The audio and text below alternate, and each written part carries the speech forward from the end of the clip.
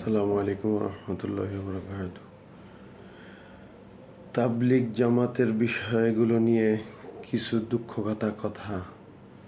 তাবলিগ নিয়ে আমার স্মৃতি, আমি ছোট যখন ছিলাম তখন তাবলিগের ভাইদেরকে অনেক ভালোবাসতাম আমরা।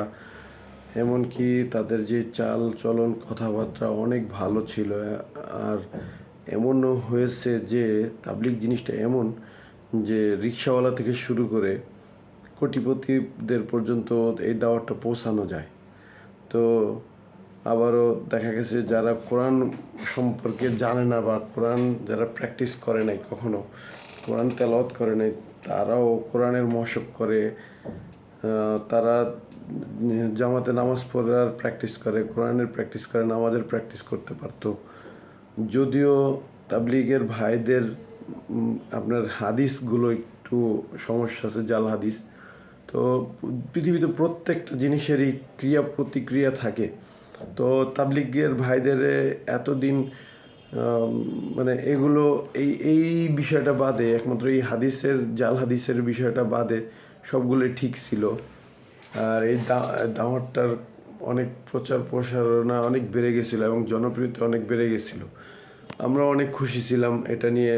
অনেক মানুষ যারা নামাজ পড়ে না বা নামাজ টামাজ পড়তে চায় তাদের জন্য একটা আশ্রয়স্থল ছিল, এমনকি দিন শিখার একটা ভালো একটা প্ল্যাটফর্ম ছিল, যেটা বর্তমানে প্রায় গত 10 বছর যাবৎ আমরা দেখতে পাচ্ছি যে আমাদের যারা কাকরাইলের যারা মুরব্বী, তাদের মাঝে মারামারি হানাহানি হয়। এক মুসলমান আরেক মুসলমানকে বাঁশ দিয়ে বাড়ি দিয়ে বা মাথা ফাটিয়ে ফেলে, রক্তাক্ত করে ফেলে, এমনকি মেরেও ফেলে।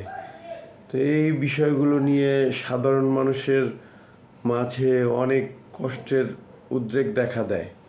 তো এক মুসলমান আরেক মুসলমানকে কিভাবে এভাবে মারতে পারে, আমার এটা মাথায় খেলে না। তবে আমি আমার তাবলিগের ভাইদেরকে রিকোয়েস্ট করছি যে আপনারা আপনাদের মাঝে যেহেতু যেই বিষয়গুলো নিয়ে মতদ্বন্দ্ব হয়, এই মতদ্বন্দ্ব কিন্তু আমাদের সময়ে ছিল, কিন্তু এত মারামারি হানাহানি পর্যায়ে যেত না।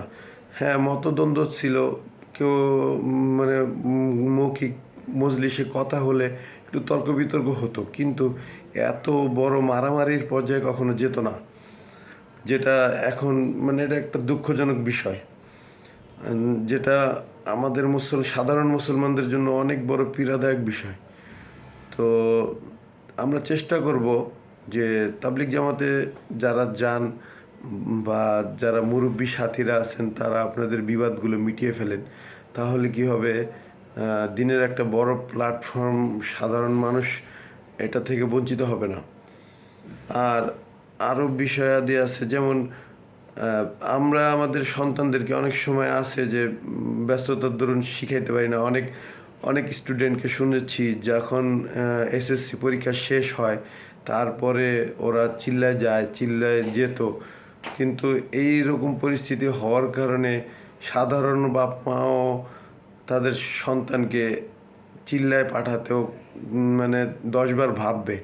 এর দ্বারা কি হবে, আমাদের দিন ইসলাম ক্ষতির সম্মুখীন হবে। যদিও আল্লাহ তাআলা দিন ইসলামকে টিকিয়ে রাখার দায়িত্ব আল্লাহ তাআলার হাতেই। এটা যে যত বড় চক্রান্ত যত কিছুই করুক না কেন, এটা আল্লাহ তাআলার নিজ দায়িত্বেই আল্লাহ তাআলা নিয়েছেন। আর তো চেষ্টা করব যারা আপনার মতদ্বন্দ্ব যাদের মাঝে আছে, তারা ভিন্ন ভিন্নভাবে আগেলে সমস্যা নেই, কিন্তু এই যে মারামারি হানাহানি হলে মানুষের অনেক ক্ষতি হয়ে যায়। আর বিভিন্ন সিস্টেমও আছে, বিভিন্ন ভালো ভালো পীর আছেন, তারাও অনেক সময় কোরআনের মশক শিখায় বা সহিহ হাদিসের প্রচার প্রসারণা, বা বড় বড় আলেম ওলামারা আছেন। আমরা চেষ্টা করব তাদের সান্নিধ্যে যে দিন শিখার জন্য। এইগুলো আমরা চেষ্টা করব। তাবলিগ বা চরমনাই সবাই আপনার দিন ইসলামের মৌলিক ভালো বিষয়গুলোই শিখায়। অতএব আমরা এগুলোর বিষয়ে অনেক চেষ্টা করব যে সচেতনতা অবলম্বন করার জন্য চেষ্টা করব। যাতে কারো বিবাদ না ঘটে। তো আল্লাহ তাআলা আমাদেরকে এই বিষয়ে সঠিক বুঝ দান করেন, আমিন।